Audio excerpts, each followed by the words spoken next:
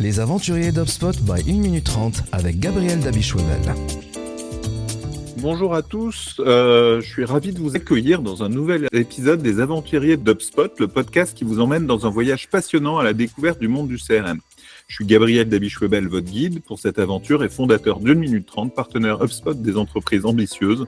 Notre mission est simple, vous permettre d'accélérer votre croissance client et avoir plus de leads, plus de ventes, plus de satisfaction et plus de reventes. Ce podcast aujourd'hui, c'est pour célébrer quelque chose d'important pour nous avec Rémi, mon associé. Salut Rémi, comment vas-tu ? Ça va et toi ? Super, ben oui, aujourd'hui, on a appris qu'on était enfin partenaire élite d'HubSpot. Élite, c'est le plus grand grade des partenaires HubSpot. Ça fait plus de 4 ans qu'on est partenaire HubSpot, en particulier pour toi, dans ta première structure, avant que tu te rejoignes 1 minute 30 et qu'on s'associe. Pour 1 minute 30, ça fait 2 ans et demi. Et on est enfin élite, on n'est que 5 élites partenaires élites en France, ce qui est quand même une vraie consacration. Tu veux nous en dire plus de ce que ça représente d'être élite ? Oui, effectivement, en fait, il faut savoir que dans les partenaires HubSpot, il y a à peu près 260 à 300 partenaires HubSpot en France. Parmi ceux-ci, effectivement, il y en a 5 maintenant avec nous qui sont à être élites, et on fait partie donc des 100 à 150 plus gros intégrateurs d'HubSpot au monde. Donc, ce qui est quand même déjà une première reconnaissance. Il faut savoir aussi que dans les partenaires HubSpot, il y a des niveaux. Ces niveaux correspondent à la fois au volume de clients gérés, de clients vendus, de chiffre d'affaires apporté à HubSpot, mais c'est aussi un parmi d'autres des critères de qualification des partenaires. On a aussi ce qu'on appelle les accréditations. On a aussi les avis clients et puis on a les certifications qui sont juste des attestations que l'on connaît bien HubSpot. Pour les certifications, les avis clients, c'est ni plus ni moins que les notes des clients sur l'agence vue de l'extérieur. Et puis les accréditations, c'est en fait une reconnaissance un peu particulière. C'est qu'on prouve non seulement que l'on sait faire, mais qu'on a des témoignages clients qui renforce notre succès dans certaines opérations. Et donc, l'élite est quelque chose d'à part, le niveau, en fait, c'est quelque chose de très à part chez HubSpot, qui est ni plus ni moins que le niveau de volume de clients gérés et de déployés, et que, je dirais, c'est une preuve de savoir-faire de l'entreprise et de track record de l'entreprise. Ouais, et c'est vrai que chez HubSpot, ce niveau élite qui est le dernier, il y a un premier niveau gold, puis platinum, puis diamond, puis élite. Ce niveau élite, il est très très dur à atteindre. Il faut plus de 8000 points chez HubSpot. Alors ça vous parlera pas, mais c'est quand même très long. Ça fait de ton côté plus de 3 ans que tu es diamond. C'était le niveau d'avant. Et il nous a fallu 3 ans pour le franchir. Certaines agences, même qui sont là depuis plus de 10 ans, n'ont jamais atteint le statut élite, alors que c'est des agences reconnues. Il faut vraiment avoir un gros volume d'activité avec HubSpot pour réussir, en termes de vente, en termes de nombre de clients gérés. Et notre force, et ce qui nous a permis, je pense, d'aller plus vite que d'autres à ce statut, c'est vraiment la taille des projets qu'on adresse. On est le partenaire qui a les plus gros projets d'HubSpot, avec les plus grosses intégrations et de fait, le plus gros MRR chez nos clients. Le MRR, c'est ce que le client paye tous les mois à HubSpot. Et ça, c'est un critère important pour devenir élite et pour avoir plus de points. Et c'est vrai, le fait que, de par ton expertise technique, Rémi, l'expertise technique de nos équipes, la capacité à faire des grosses intégrations et des intégrations complexes, comme on le fait au Telegram ou chez d'autres clients où on va très loin dans l'intégration avec le SI, fait qu'on est le partenaire de choix des projets auprès des ETI et des grands comptes d'HubSpot, projets qui vont derrière, naturellement, être des projets à plus gros MRR et nous permettre et nous ont permis d'avoir atteint plus vite ce statut. C'est aussi pour ça que les commerciaux d'HubSpot nous orientent ou font appel à nous quand on est sur des projets plus importants. Tu veux compléter ce point-là ? Oui, en fait, c'était une stratégie dès le début. C'est-à-dire qu'on est devenu partenaire d'HubSpot en avril 2021. Et dès le début du positionnement du partenariat, en fait, notre choix a été de se dire, alors à l'époque, je n'étais pas chez Minitrop, mais j'étais dans une autre entité. Et c'était une filiale d'une autre entité qu'on a rachetée ensemble il y a maintenant 2 ans et demi. Mais en fait, la stratégie était de se dire, il y avait déjà 200 partenaires HubSpot, on veut être différent.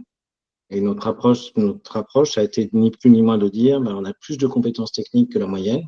L'ensemble de mes équipes fonctionnaient sur des architectures data, des architectures complexes, etc. Et on avait beaucoup de data ingénieurs et de personnes spécialisées dans le traitement de la donnée, dans le traitement de développement d'applications. Et donc, on a choisi de devenir un partenaire, mais vraiment intégrateur. Il y a des agences qui sont très orientées dans le design, très orientées dans le marketing, très orientées je vais Et dire, effectivement, l'exploitation classique de HubSpot. il y a beaucoup de nos confrères qui ont un profil comme celui d'une minute 30 historique, à savoir qu'ils viennent du marketing. Les premières agences HubSpot ne vendaient que la brique marketing d'HubSpot, donc avaient toujours une compétence marketing à côté. Et c'est vrai que quand il y a eu la brique sales, puis les briques opérations, les briques services et tout, que le produit est devenu plus un CRM que uniquement un outil de marketing automation, donc avec des enjeux beaucoup plus forts en intégration que le positionnement intégrateur est devenu le bon positionnement du partenaire HubSpot. Et c'est vrai qu'un certain nombre d'agences, celles dont je vous parlais, qui ont plus de 10 ans d'expérience chez HubSpot, qui ne sont jamais passées Elite, sont restées essentiellement des agences marketing, donc restent sur des plus petits projets avec moins d'intégration et donc des MRR plus faibles. Moi, c'est vraiment grâce à... Quand je suis devenu partenaire Elite, pour vous raconter un peu l'histoire, quand je suis devenu partenaire HubSpot, pour vous raconter un peu l'histoire d'une minute 30, Jules Pérignon, qui s'occupait encore des partenariats à ce moment-là, avant de devenir responsable du corporate chez chez HubSpot, m'avait dit, regarde ce que fait Rémi, son positionnement technique, c'est important, parce que si tu veux réussir aujourd'hui chez HubSpot, c'est pas le marketing qui va marcher, c'est la technique. Et c'est lui qui m'a parlé de Rémi. Il ne savait pas que Rémi avait envie de partir, mais il m'a parlé de Rémi. On a déjeuné ensemble avec Rémi. Et là, j'ai appris que Rémi envisageait potentiellement de faire une spin-off de sa société et de partir avec une équipe chez HubSpot. Et c'est là que je lui ai proposé de se rejoindre et de s'associer. Et bien nous en a pris parce que au bout de 2 ans et demi, on a enfin réussi à être élite. On a failli l'être en juillet 2024, mais c'était pile poil au moment où il nous manquait une centaine de points. Et c'est pile poil au moment où le seuil pour devenir élite a augmenté. Il est passé de 5900 à 8900 ou 8600. Et donc, il nous a fallu 7 mois de Non plus ou 8 plus mois pour de plus rattraper.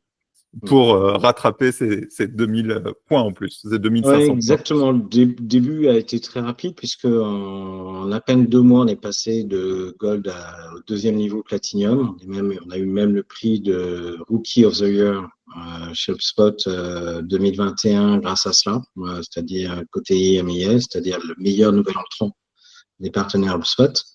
Et puis après, il nous a fallu, et ça c'est plus normal, une année pour passer Diamond, un peu moins d'une année, 9 mois pour passer Diamond en 2022. Et de Diamond, effectivement, on n'était pas loin de passer Elite 1 an et demi après, ce qui était quand même déjà une belle performance. Et puis le fait d'avoir la ligne d'arrivée qui a été repoussée de 3 crans d'un seul coup dans les règles HubSpot nous a fait perdre une petite année pour aller jusqu'au bout. Mais voilà, donc pour nous, c'est vrai qu'on courait derrière cette consécration depuis plusieurs mois. Donc on est vraiment ravis de célébrer ça avec vous et on vous remercie et on remercie nos clients et on remercie HubSpot pour être arrivé à ce moment-là. C'est une vraie étape. Ça va nous permettre de communiquer là-dessus, bien sûr, mais aussi ça nous donne plus de responsabilités pour faire des intégrations de meilleure qualité. C'est aussi le moment de célébrer, et c'est quasiment en même temps l'arrivée de ce nouveau livre de méthode, CRM Process Design, qui structure notre conduite de projet, qui structure notre engagement de qualité dans la conduite du projet et notre engagement, et c'est des méthodes d'intelligence collective, notre engagement à faire en sorte que le projet vous ressemble et s'intègre parfaitement avec vos process. Et tout l'objet des ateliers décrits dans CRM Process Design, c'est vraiment de faire en sorte que quand on déploie HubSpot pour vous, HubSpot se plie à vos process et vous permet d'aller plus loin, plus vite. Et c'est vraiment ça qu'on veut célébrer avec vous aujourd'hui, au-delà du Oui. titre élite. Et puis au-delà de ça, en fait, on a gardé notre positionnement de capacité d'intégration. On a été les premiers, par exemple, en Europe à intégrer la S400 avec HubSpot. On a été les premiers à intégrer du tableau software à HubSpot au monde.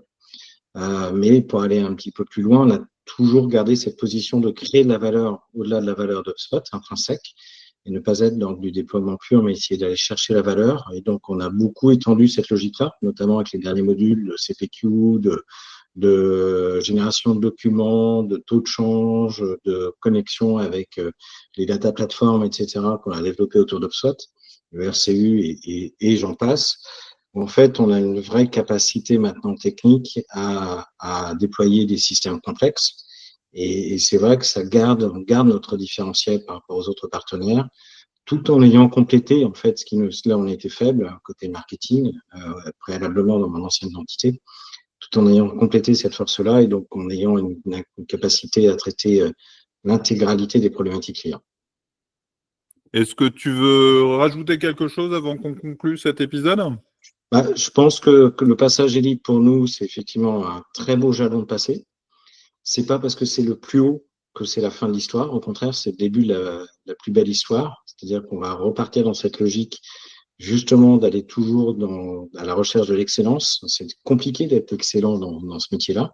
C'est un métier de complexité. C'est un métier, on sait que les projets techniques ont des aléas. On sait que ça fait partie du métier d'avoir des périodes plus dures, plus complexes, etc. Et plus ça va, plus on mature.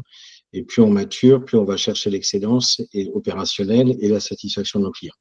Et donc, je pense qu'au-delà d'une reconnaissance, en fait, ça devient une exigence et ça nous amène, en fait, à devenir encore meilleurs. Merci Rémi, je partage complètement cette conclusion. Voilà, cet épisode des aventuriers d'HubSpot est terminé.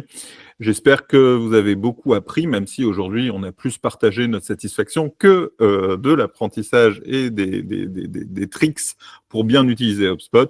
Si, comme nous, vous pensez que le CRM est une aventure et qu'il faut être bien accompagné, contactez-moi chez 1 minute 30. Mais avant de partir, n'oubliez pas que l'expérience est meilleure lorsqu'elle est partagée. Alors après l'épisode, relayez vos découvertes avec d'autres aventuriers et n'hésitez pas à liker, à partager et à laisser un commentaire sur la plateforme où vous consultez ce podcast. Merci à vous. Bonne journée.